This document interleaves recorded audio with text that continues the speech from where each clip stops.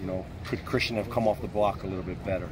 You know, could Marlon have, instead of coming off in his gap, could he held that gap a little bit more? Maybe us close that gap down a little bit more. So it's not just about us, you know, being on our gap. It's like the next step is how can we help out the rest of the defense?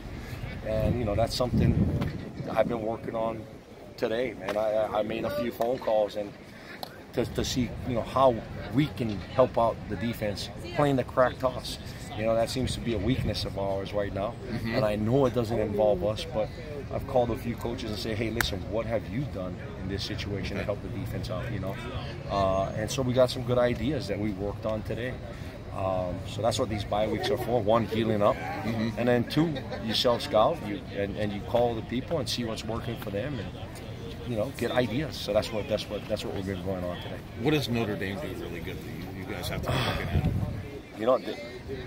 You know, I think if you look at their numbers, they like to throw the ball, but at the same time, they're a big physical line. So what we're going to see is what people have been hitting us on, and I addressed that with my D-line today. We're going to see outside run, right? That's going to happen. We're going to see power, okay? And Washington tried doing that against us. We're going to see the combos on the 3 techniques, and we're going to see a base block on the 6, and it's our job to be stout like we did against UW and deter that, you know. I think the crack toss, the pin pulls, us finding a way to work on certain techniques to help out the rest of the guys. And the whole deal is getting on and off blocks against Notre Dame. These guys are big dudes. I feel good about our matchup. There's no question about that, but I think us getting on and off blocks it's going to be key, you know, against those guys, because again, they'll maul you if you just stay in front of them. Yeah. Seen that this year and what they've done to other teams. So I mean, you go watch Georgia, you watch that game. Those guys are attacking it and they're coming off, you know. So that's kind of my approach, but that's my approach in every game.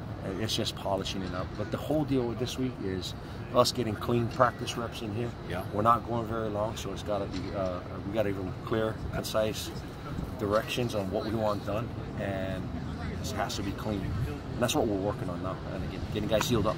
You've been at several programs. How, is this bye week any different than the bye weeks were anywhere else you've been? Nope, not any different. Practices are cut down. Again, it's shorter. What I like about this is that we still have our individual periods. We're still prepping. We're ahead. Usually, most places I'm at, probably spend a little bit more time on working with the young guys. Coach gave us the last 10 minutes of practice to do that after the vets left. Okay. But what I like about this is that we're getting blocks of Notre Dame. So we've already started our first and second down installment yesterday and today. Okay. And I think it's great because, what are we, game 5, 6 we're going into? Yeah, 6. So this is a much needed break. I mean, we got some guys that's really, really banged up. And I think the approach we're taking right now is a smart approach in regards to what the coach is thinking of not beating these guys up. I mean, I think we're past that phase already. Every college football team is past that phase. It's just about getting healed up and getting the guys ready to play next week, getting them ready to practice. Do you expect your guys to? Are you expecting most of your guys to be ready for this game? Yeah, you know, it's no secret. I mean, it's out there. Christian's he's banged up. I really appreciate his toughness, his mental toughness, his physical toughness of getting out there and playing. But we got to get that ankle squared away, you know. And everybody knows it already, so it's no secret.